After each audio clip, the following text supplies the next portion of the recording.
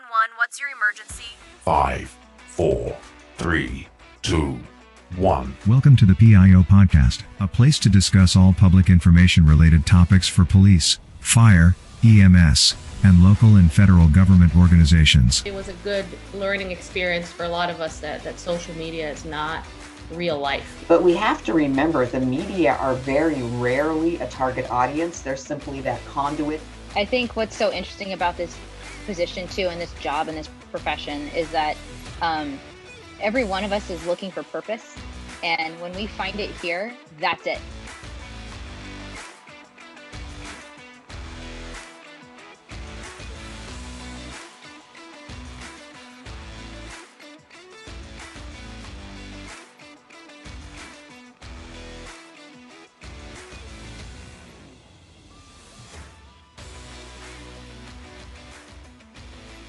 Today's guest on the PIO podcast is Melissa Agnes of the Crisis Ready Institute.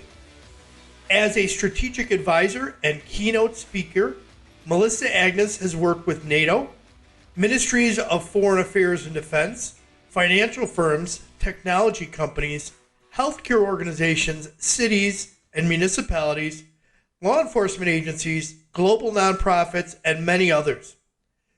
She has been helping them understand risk and build invincible brands that can withstand even the most devastating of events. Melissa sits on the Police Professional Standards, Ethics, and Image Committee for the International Association of Chiefs of Police, and Melissa teaches crisis management courses at NYU, Columbia, and McGill University. I am excited for the listeners to learn about brand management and crisis management. Melissa, welcome to the show. Give me some background. Where's your background? Where'd you come from? Where did I come from? I've been at this a long time. And when I came into this field, this industry, this scene, it didn't really exist. Like, crisis management was a thing, and I had learned that crisis management was a thing, but I disagreed fundamentally with everything that crisis management was. And maybe it worked once upon a time, but back then, and we're talking just, over a decade ago, where what was being taught and practiced just was not adequate. And I've been an entrepreneur since I was 21. So when I first stumbled upon the idea of crisis management, I spent a year devouring everything that I could on the subject. And that's where that frustration grew from. Just that things were putting me to sleep. They didn't make sense given, technology and social media and all the different things. And so I remember I had a business partner at the time, and I remember saying to him, there's something here. I just don't quite know what it is yet. And he just kept going like, all right. And then we were doing web strategies at the time. That was our business. And we had just launched one of our clients' websites. And they were a business real estate investment trust, so a REIT was their business. And they invest in real estate, and their primary stakeholders, their clients, are their investors. And so we got a call about a week after launching their website. We got a call from the VP very, very early one morning, where he said he was in a panic, and he said, our president's in the car with a prospective investor. The media on the radio was reporting that one of our buildings is about to explode. It's not true. Investors are calling in, and we're risking losing this massive prospective investor in the car. What do we do? Apparently the rumor started on Twitter. We have no idea what Twitter is, but we heard it's a web thing. And since you just launched our website or developed our website, we're hoping you can help. So super long story short, we went in within half an hour. We had everything corrected and everything, funneling to the right places, because investors were not going to Twitter because they didn't know what Twitter was. And the next day, the president of the company called to say that not only had their stock price not gone down since the day before, but it had actually gone up by a cent due to the way they managed the incident. And that was this is what I'm born to do. And so where I came from was there, and a blog. Honestly, mine was the first blog in the world to address the topics that I was addressing the way I was addressing them. And I was just frustrated. So I was talking about real world issues and incidents and crises and risks that pertain to every business, no matter what that business was, no matter what sector it was. And I started talking about solutions to it. And I created a community around that, where if I was wrong, great, come come and join in, come and chime in. But all that we know is that, or all that I know is that whatever you're doing now just isn't cutting it. So let's do better. And that's where Crisis Ready was born. And, a decade. So you traditionally, you were not like in a communications background. It was more I was not. I'm a born communicator. Yeah. Amazing. So you have, based on your background, you've worked with NATO, you worked with foreign ministries across the country. You've done all kinds of things with different law enforcement agencies and businesses, NYU, Columbia, McGill University. And this is all something that you started out because you saw that there's nobody out there doing anything about crises. I tend to, as a human, there's a pattern in me is if I get frustrated, I'm not a complainer. I don't like to complain. So if you're going to complain about something, then come with a solution, right? Or at least try to. And when I get really frustrated with something, or if I believe that something is truly fundamentally wrong and is doing wrong by being wrong, I tend to kick into gear and to put that on my shoulders. And I've done that my entire life. So it's just a pattern. And it happened to be in an industry that I was able to build a profession out of because it was so needed and it was so new and I had a voice for it. And I had common sense for it, I want to say. And it coincided with the way that my brain works and what drives me. So you talk about communicator. For me, what fascinates me is human nature, emotion, and communication. And you bring these three things together, and then I have a lens of risk management. That's the way that I see things. That's the way, that's due to childhood stuff, right? So bring all of that together. You have Melissa Agnes, the person, and then who has created a career out of her personal passions. All right, so let's talk about crises, and let's talk about what defines it versus an issue. And because I think most of our listeners they have the same definition, but in some senses and in others, they don't have a definition for either one. And they need to. So one thing to know is that a crisis for one is not necessarily a crisis for another. So, if you look at COVID and you look at the crisis that COVID was and is, and you look at Zoom, which is the platform that we're currently recording on, when COVID hit and everybody had to work from home, that was a huge opportunity for Zoom's business. Now, I'm sure COVID was a crisis for Zoom, the company, in other ways, but it presented an opportunity, whereas others, it was purely only a crisis, right? So a crisis for one is not a crisis for all. So what I'll do is I'll share with you a framework, and then listeners can take that and apply it to their business, their organization. So a crisis is an event or a situation. It does not need to be a negative event or situation. It's just an event or a situation or an emergency that that stops business as usual, that escalates or needs to be escalated straight to the top of leadership, as it needs leadership's directives, direction, guidance, decision-making, because it threatens material impact on one to all of the following 5 things. So we have people, internally and or externally, stakeholders. We have environment, and to me, environment can be the planet. It could also be the economy, depending on the nature of the work that you do. And you have operations, reputation, and or bottom line. So material impact on people, environment, operations, reputation, and or bottom line. Whereas an issue is an unwanted event. So it doesn't need to be triggered by a negative event, but it's still an unwanted event, similarly to a crisis. But it doesn't need to be escalated to leadership. It shouldn't stop business as usual. It is like the not fun part of your job, but it's still a part of your job description. You don't need to bring it to leadership. You don't need to pull them out of their meetings or bed or vacation, because it doesn't threaten material impact.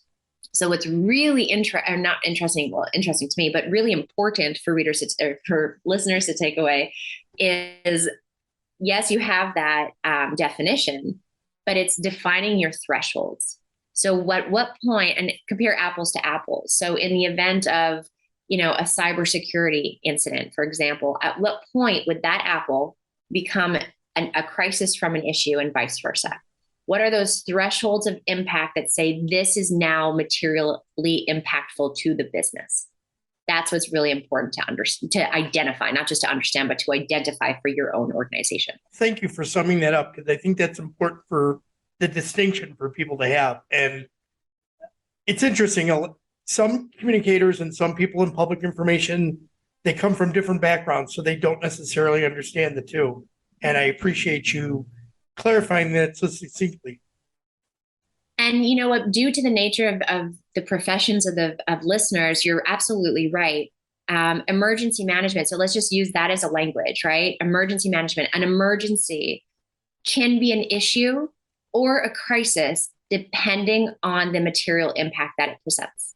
So just so it's putting, different language, emergency, incident, into where are the thresholds for issue to crisis. Gotcha. All right, perfect. So in your book, by the way, Crisis Ready, great book. Thank you. One of your rules is emotion always overpowers reason. Why is it important to respond to negative emotion with emotional intelligence? Oh man. Okay, so the crisis ready rule is you cannot beat emotion with logic. And that's a mistake that leaders constantly try to make because we try to rationalize, and human beings are wired for emotion. We are emotional beings, whether we want to admit it or not. And so why it's important is because we're emotional beings. Emotion, most people, and there's research and studies that show this, most people can identify 3 emotions within themselves: happiness, sadness, anger. And meanwhile, there's a spectrum of emotion. And so if we can't even articulate the emotions that we're feeling, that means that those emotions more often than not are driving. And what happens with emotion is that it clouds judgment. I see it as like something happens and emotion is your heart. It triggers your heart, whether it's anger or sadness or fear or whatever it is.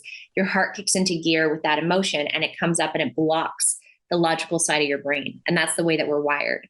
So, if your heart is blocking your brain, so the emotion is blocking the logic, and you try to come with your crisis communication and only speak logic, that's completely blocked by the heart.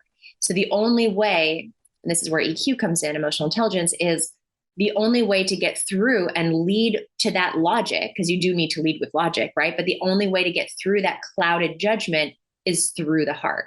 So you need to resonate on an emotional level. You need to validate emotions so that people feel heard and understood. Whether you agree with them or not is not the question, is that they feel heard and understood.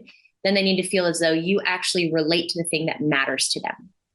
So now you're speaking to their heart, you're reassuring their heart, and then they'll go, okay, that's why I should hear you out.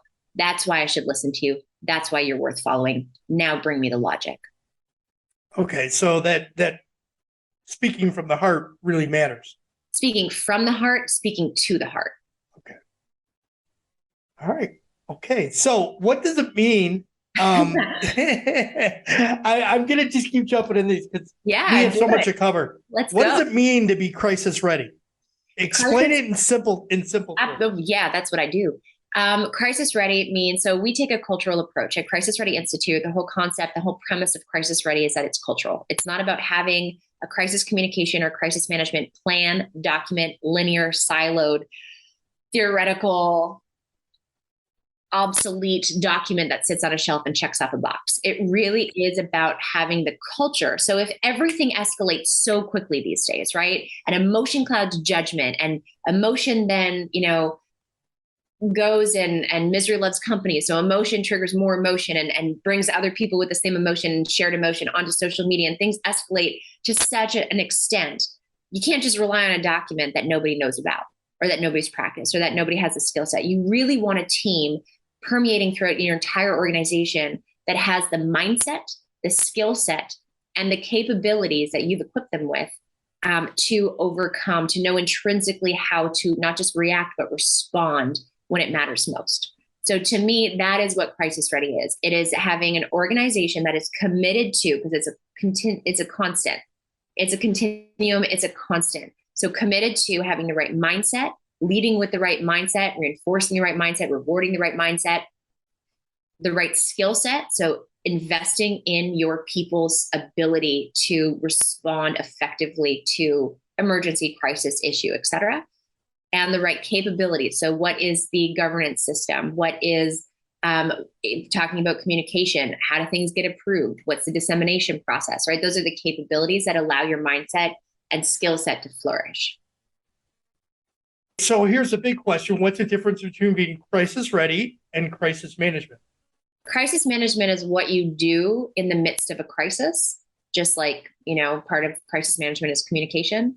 Being crisis ready is a mindset, a skill set that you commit to pre-crisis, pre-event occurring, because you're smart enough to know that you are not invincible, even though you may want to be or wish that your organization is or your community is.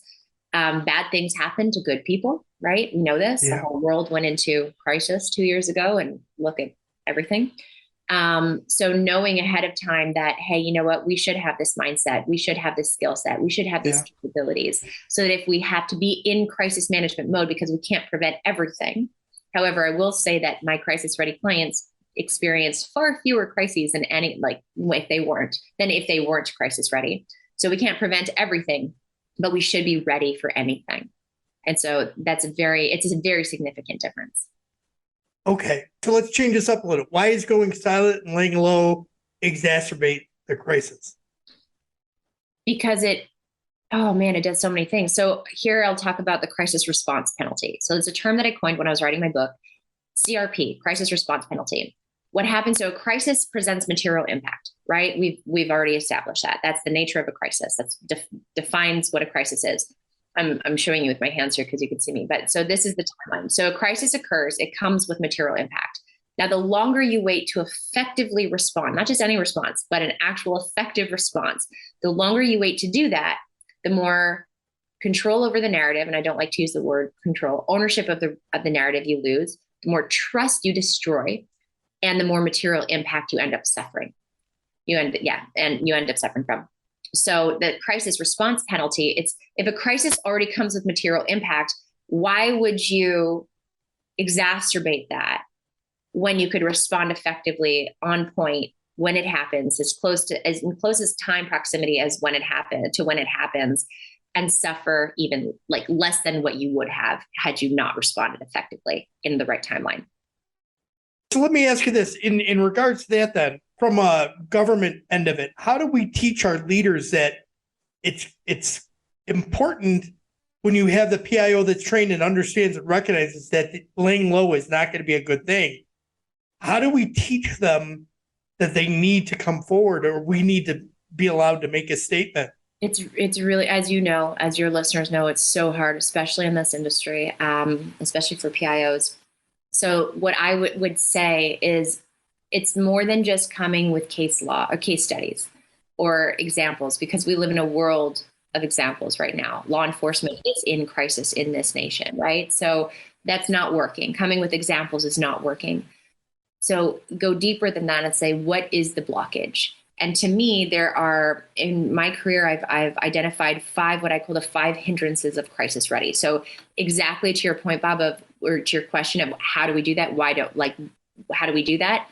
Which ones of the 5 hindrances are your leaders suffering from? So the 5 hindrances are avoidance, ego, fear, politics, and ignorance. So by identifying which one is it fear driven? What is that fear, right? And that's emotional. Fear is emotion. So how do we combat emotion, right? So figuring out that. If it's avoidance, where does that avoidance stem from? Probably stems from fear or ego. If it's politics, well, how do you make sure that they know that this is actually going to help them politically versus, risk anything, put them at risk. So it's identifying, because it clearly isn't working, that the whole country is screaming to say, we need this, and that's not working. So then I go deeper and I say, what is the blockage on a personal, individual level?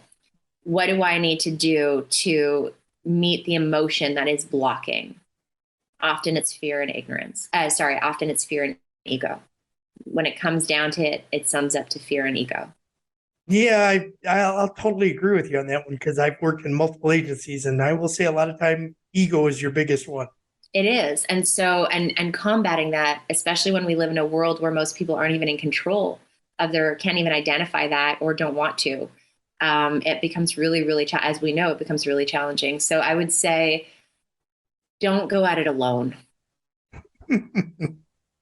True, but in most agencies, your PIO is all by themselves. Yeah, but then that's true. And however, there's things like the crisis ready community, which is we put that together so that people can come together, and people, not just PIOs, but you can tap into, because this problem, this issue that you're talking about, this blockage is true no matter what the industry. So everybody faces this. In my experience, everybody faces this.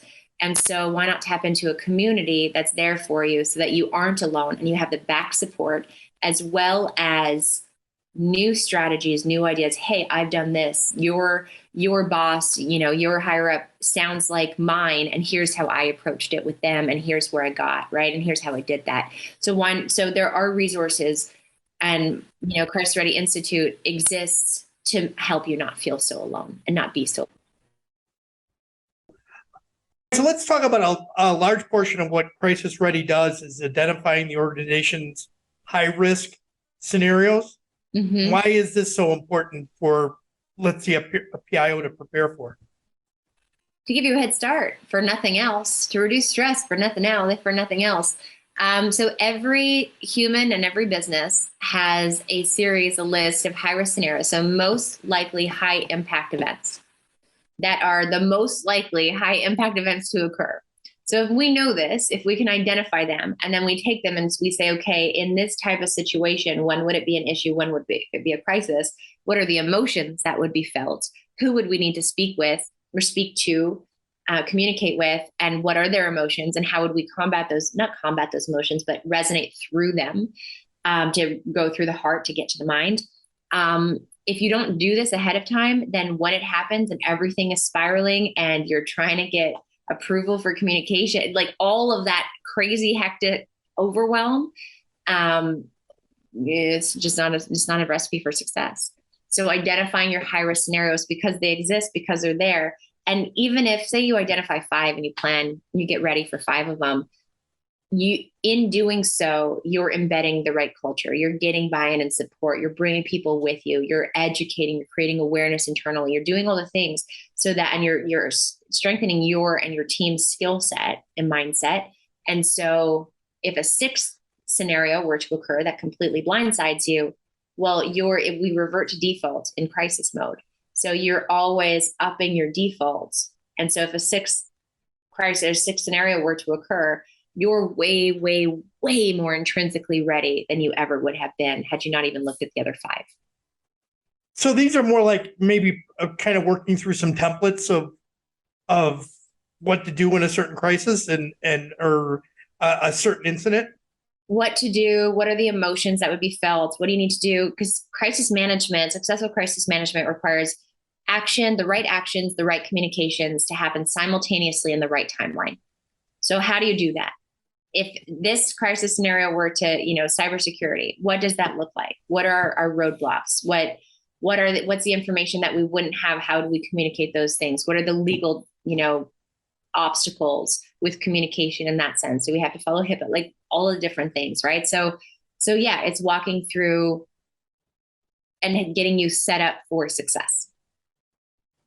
Melissa, you talk about incorporating assessment internally, which is what is really the what if game. What should be considered when you're doing those types of assessments? A lot of things, but people, emotion, as a communicator, emotion, internally and externally. I think that's one of the things that's often overlooked.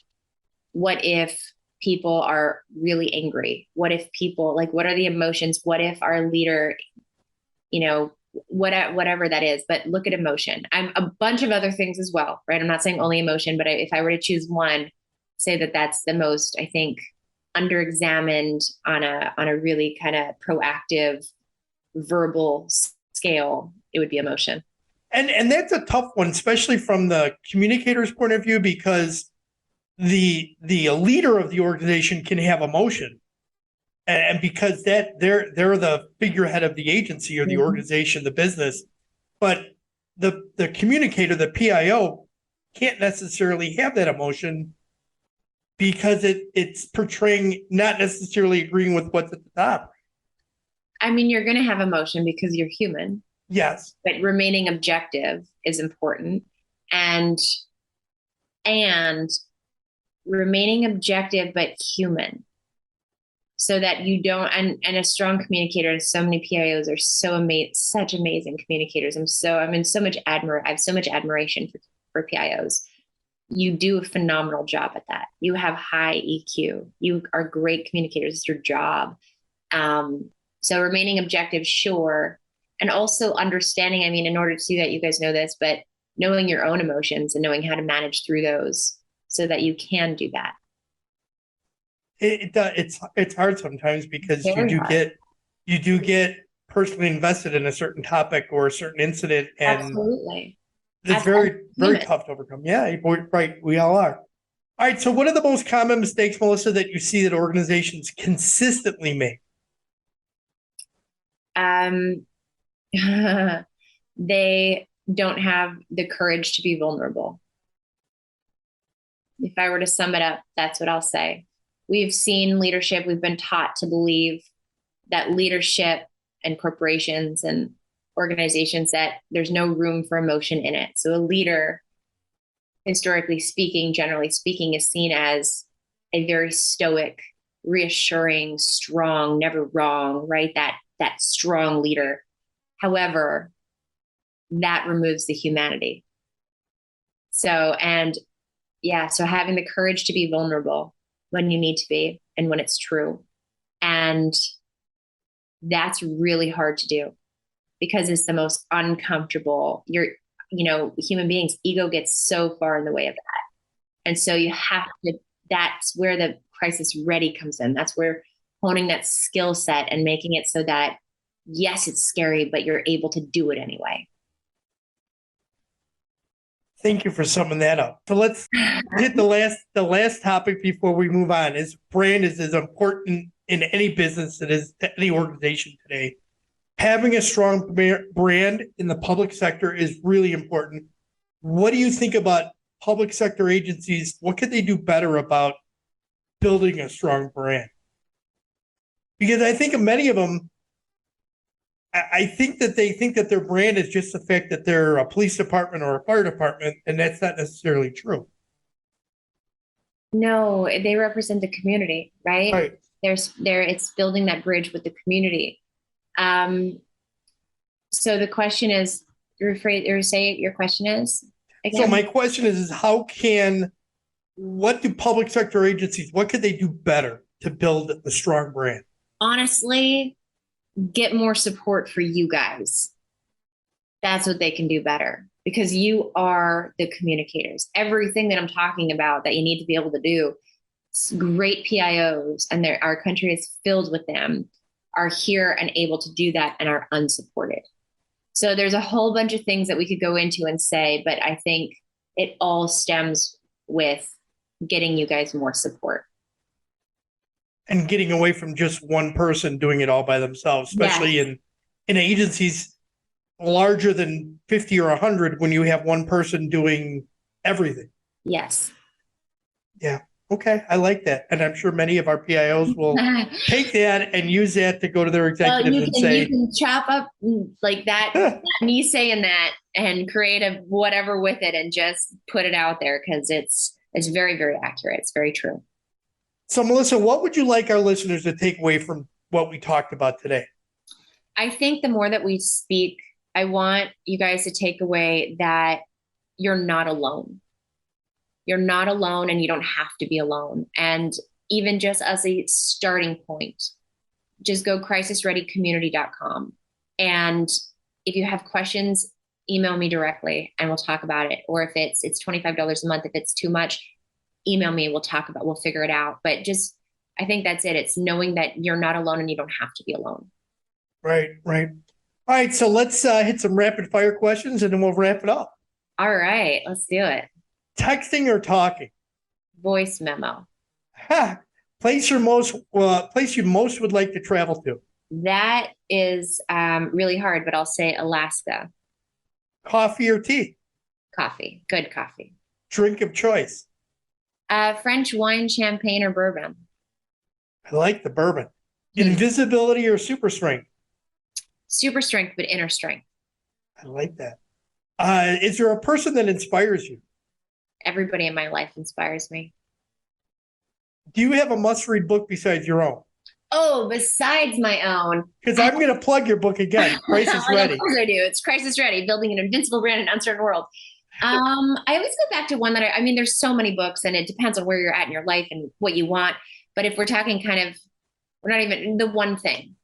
A book called The One Thing is a good book to really hone in on your productivity and working smart. Excellent. And I'll put that in the show notes. Name something you'd eat for a week straight.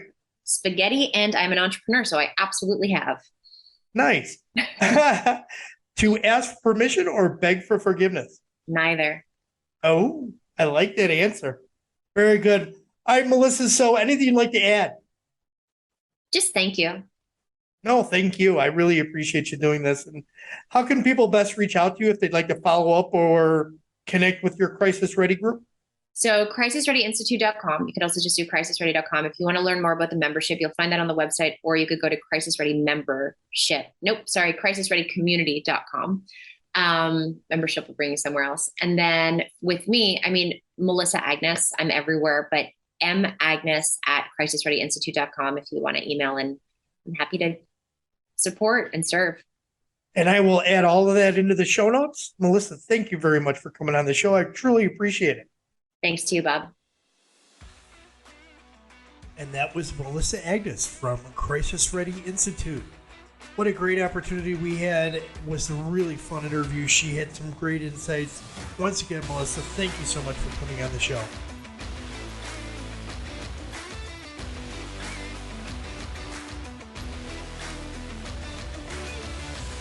We hope you enjoyed this episode. Be sure to subscribe to the podcast to get notified of the latest episode. If you are listening on a platform that allows reviews, please give us a review. We appreciate any review, good or bad. It helps us improve on each episode. Until next time, be safe.